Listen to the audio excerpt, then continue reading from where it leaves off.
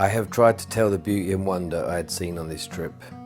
I've tried to explain the magic of this giant wild land, but soon realised I didn't have any words in my vocabulary for it. A photograph will tell you a little for sure, but not all, not the movement, not the sounds of the footsteps on the frosted grass in the morning, not the tranquility of the rushing stream, nor the sound of the morning birdsong. The whole 10 days on this trip I'm going to talk about, I'd wished I'd owned a GoPro. I just knew I was going to struggle to relate the beauty and joy I'd found. I'd taken tons of photos and a couple of tiny clips on my iPhone, and that's what I will use to attempt to relate this story to you. But once this trip was done, I would save up and buy a GoPro. I wouldn't make this mistake again. Unknown to me, Jolene and I would have a 50-mile-per-hour crash just a couple of weeks after getting home from this trip, and one of us would be left dead. I did buy a GoPro, I did take another trip, but on a new machine, far different from Jolene, and Lisa joined me riding pillion. It was London to Sicily, and that's how we got footage and made our first ever YouTube video. Originally it was for ourselves, but then throwing caution to the wind, we got brave enough to post it up on YouTube.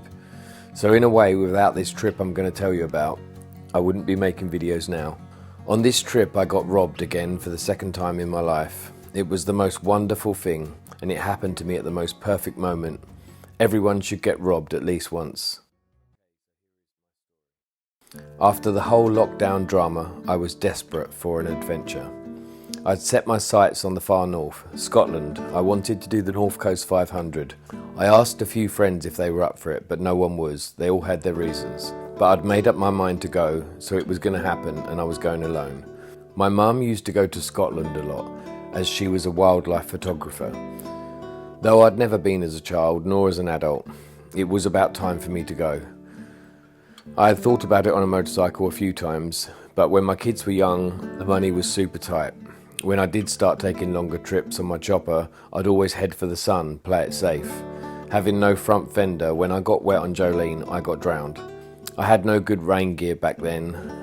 At least the times I got soaked to the bone in France travelling to Spain, all I had to do was make it over the Pyrenees mountains, and I knew that Golden Globe would soon dry me out in minutes. It always did. But I digress. Back to my mum, you remember, the photographer. She'd been given permission to stay on some of the most remotest islands in Scotland that were completely uninhabited by humans to photograph seals, puffins, etc. She'd always stay in a bothy, no electric, no gas, just a well and a log burner. She would be dropped off in a tiny boat and left there all alone for a week at a time. My mum sadly passed in her late 50s, and I wanted to see this beautiful land that she had loved and talked about with so much passion. It was time. I got this idea in March 2022 and planned to go in April. I had read April was the driest month of the year in Scotland. It was a little cold still, but I'd take cold over the wet. I mean, I was under no illusions. I knew I was going to get wet, but April sounded like my best bet. And they say no midges would be out. I'd read the midges can really ruin a trip, especially as I planned to wild camp. My first problem was I had no good riding gear. I pretty much would just go to Spain in t-shirt and jeans and a light jacket, but that was not going to suffice in the far north. I needed something waterproof and warm. I've never been practical. I've always been fashion over function. That's why I was riding the most hard to ride, unpractical motorcycle ever put on earth, because it bloody looked insane and cool as fuck. It would take off in potholes. The dirt track 23-inch front tyre was awful in the wet, and I'd only get 4,000 miles out of it before having to replace it with a new one. They only sold them in America, and I'd have to order one 2,000 miles before I needed it. So yeah, not very practical. But when I started looking at jackets, the practical choice was obviously Gore-Tex, weatherproof, vented, tough armour. But I just couldn't imagine wearing one. I'd look like a GS adventure rider. Charles Bukowski said, "Style is the answer to everything. A fresh way to approach a dull or dangerous thing. To do a dull thing with style is preferable to doing a dangerous thing without it. To do a dangerous thing with style is what I call art." So the jacket that caught my eye was a Belstaff Wax Trailmaster. Classic look. I remember my granddad had one. But they are not fully waterproof. I looked into them. The only one that was fully waterproof was the Ewan McGregor model. It had a waterproof liner. So even if the wax outer gave way to Scotland's hardest rainfall, the liner would stop me getting soaked. The only problem was it was £700 and I had barely enough money for the trip as it was, and I was wild camping most nights, which was free. I was just short on dough at the time. So I ended up selling a guitar and a few pedals. I managed to raise £1,500 and I bought the jacket and I bought the Belstaff leather McGregor trousers, as I made the mistake of trying them on in the shop. Of course they were not waterproof, but they looked bloody good. It was the fastest £1,500 I'd ever spent. I planned to set off on a Friday morning, but the Thursday night I got asked to work on the Friday as we was up against it on a job. So I was up at 5 a.m, went to work, came home at 4 p.m, and Lisa said, "Are you going early tomorrow now?" I said, "No, I'm going to have a coffee, shower, then I'm leaving." I'd said I was going Friday and I would stick to it. I left around 5 p.m, my wax jacket on, leather pants, open face illegal Joe King lid, my dad's 1976 lightweight tent, a £30 second-hand sleeping bag, my trusty Trangier, a spare gallon of fuel, a paper mat and a heart for adventure. It was a miracle. I drove all night with no rain. I am pretty good at staying up for extended periods. Whoa.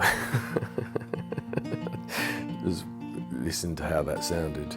I'm pretty good at staying up for extended periods.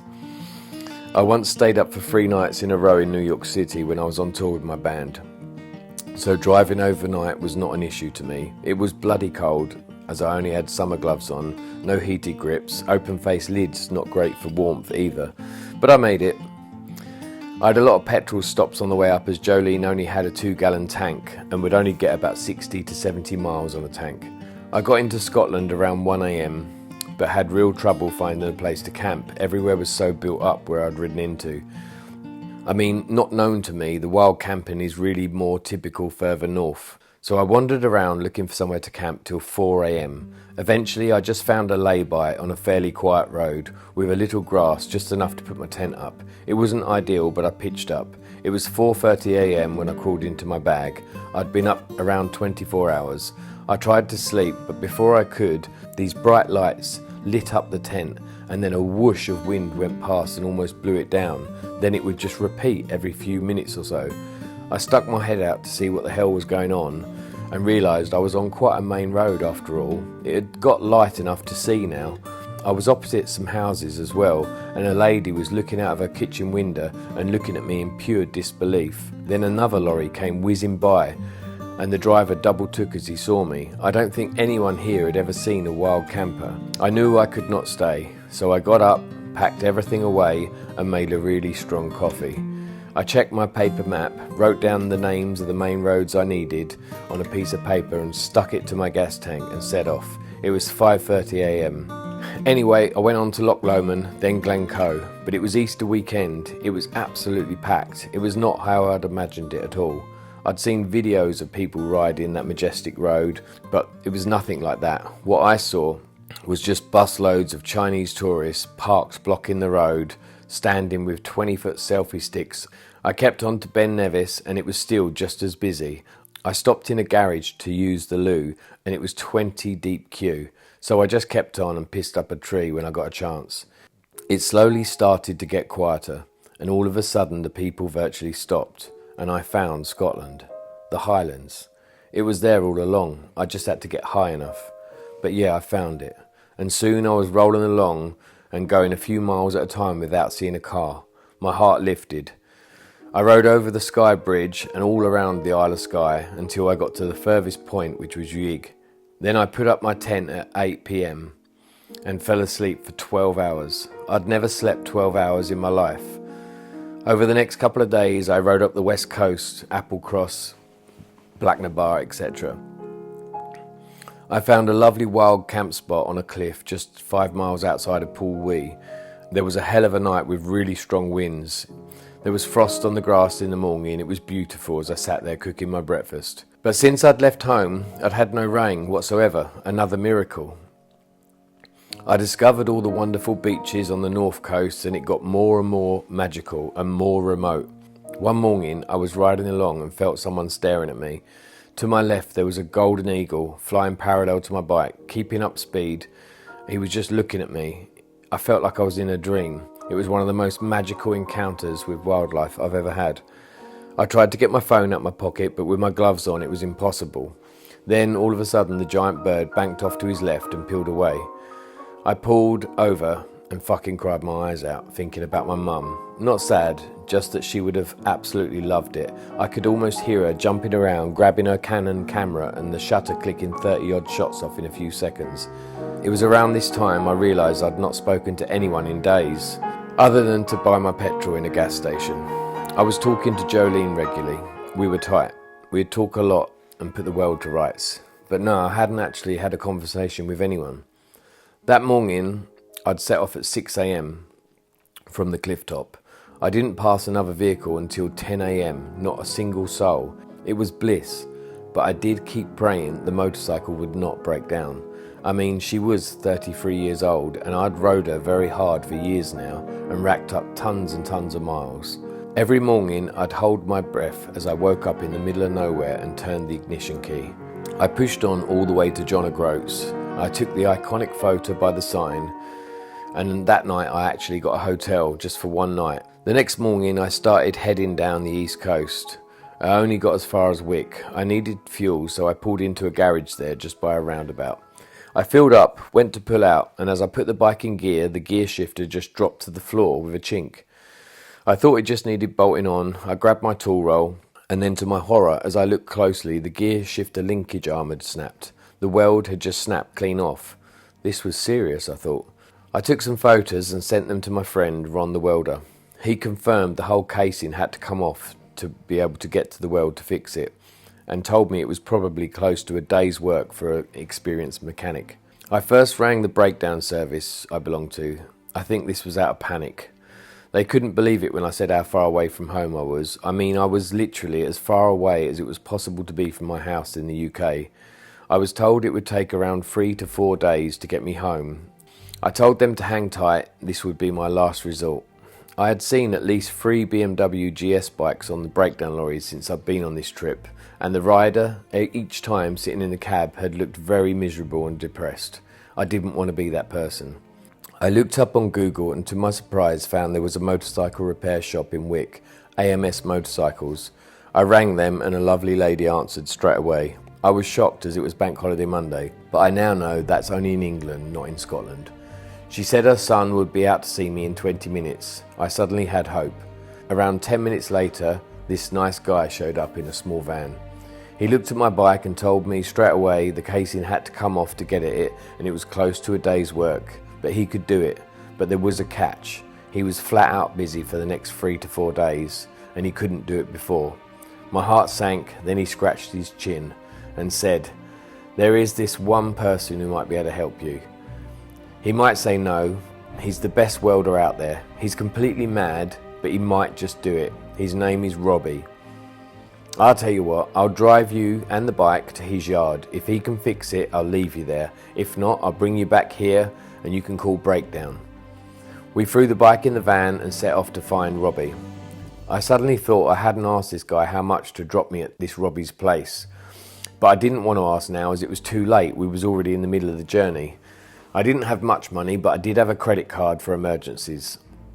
We drove 20 minutes and pulled into this big yard. Out of this big building came Robbie. I could see he was mad straight away. I really liked him. His eyes lit up as we rolled Jolene out of the van. He bent down and looked at the broken linkage and just smiled this dirty mad grin. "Your trip ain't over, mate. I'll fix this. You put the kettle on. Bloody love this bike. It's a mad machine. You're nuts riding it up here, but I love it. I love mad people." The guy from AMS went to say goodbye. I asked him how much for the pickup. I'd expected to pay at least £100, if not 150, but he turned around and asked me for £30. I tried to give him 50, but he refused and just took the 30. I couldn't believe it. Me and Robbie got chatting and we soon realised we were both born in January and both born the same year, just a few days apart. He had some absolutely crazy motorcycles. He'd even built a motorcycle and sidecar that looked straight out of Mad Max, covered in lights, and he'd used this to do the North Coast 500 in one night. He was the most likeable lunatic I'd ever met. He'd also given up drink and drugs around the same time as I did. It was uncanny how many similarities we had. Anyway, All the time we talked, he was preparing to fix Jolene. He had told me he was going to do it without removing the casing. He was like some kind of magician. He somehow raised the bike up and got so he could get underneath. Then he used wire and string and got the linkage arm set in place. Stopped everything and just suddenly said, "I'm going to TIG weld this. This will never break. Your whole motorcycle will fall apart and this will hold. But I'm going to tell you now, do not offer me any money. I'm doing this for free. For the brotherhood of motorcycle riders." I started to argue, but he just turned round, waved his finger. "Seriously, do not offer me money. We're not arguing.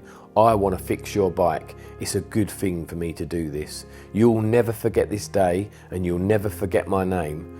You will do something good for someone else. No, you ain't giving me a penny, pal." Then in a flash, he welded Jolene. I still foolishly tried to pay him. He just threw me my coat and lid and said, "You get the hell out of here now. I've got to get back to work. If you ever come back to Scotland, you better drop in and see me. You can stay right here on my couch. But listen before you go. You're going to get on this bike and go to change gears like a little girl, all delicate like a ballerina. I've welded that gear linkage. Robbie Anderson fixed your Jolene. She will not break. You kick that in gear, then give me a big handful of revs before pulling out of my yard." I started up the bike, wound back the throttle. The big man punched both his fists in the air. "Ride like the wind," he shouted. "Get the fuck out of here. Go, go." I slammed the bike in gear and peeled out of his gravel yard hard, turned right and back onto the road, heading for the coast. I got to the coast, pulled straight over at a cliff edge. I was too overwhelmed to ride. I vowed to God I'd never start Jolene without saying his name, and I never did until the crash. Every time I fired her up, and I mean every time, I'd just shout out, "Viva Robbie Anderson," or even say it under my breath if there was a lot of people about. And that way I'd never forget his name and never have. So I got robbed twice in my life, both beautiful, generous lunatics, full of love, and two of life's wonderful characters. How lucky can I be? The trip went on. I went down to the Cairngorms and wild camped by a river that night in the woods. It was amazing.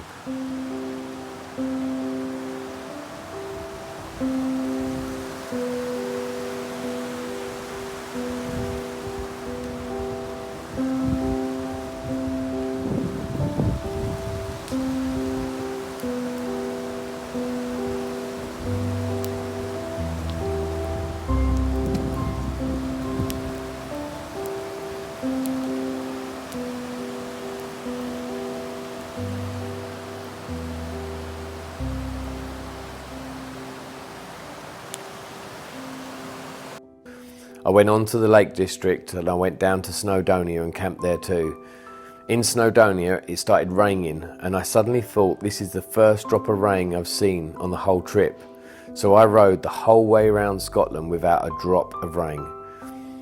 I rode down from North Wales into the south and then finally back home. I arrived dirty as hell, tired and achy, but it was the best trip I'd ever taken. I was gutted I hadn't filmed it. First thing I done was send a package to Robbie that week, a record, a t-shirt, a drawing I'd done, and just some things I had to say thanks. We are friends on Facebook now. He shouts out now and then. I can't wait to go back as I need to take Lisa. She was gutted not to do this trip when I told her about it. We had planned to go April 2024, but the weather was -2 and there was snow and sleet, so it looks like now it's next April. I want to go in April as it felt lucky the first time. I doubt we'll ever get no rain again, but we'll try. But we will get back. Robbie Anderson's generosity was so overwhelming. It's without doubt the most memorable thing about that trip, outsurpassing even the Golden Eagle. He didn't have to help me. He definitely didn't have to do it for free. Without him, my trip would have been cut short by 4 days and left on a bum note for sure. A bittersweet memory. Because of him, it was left high and literally left golden. I have retold this story a lot to restore some faith in humanity. There are a lot of good people out there, and the good people in the motorcycle world really are on another level. If you get the chance, do something good, help a brother or a sister. The good will keep on going. Remember to pay it forward. Viva Robbie Anderson. Oh, and if you have ever doubted yourself able to go on a solo trip, don't ponder any longer. You're not getting any younger. And the only thing holding you back from a solo adventure is you.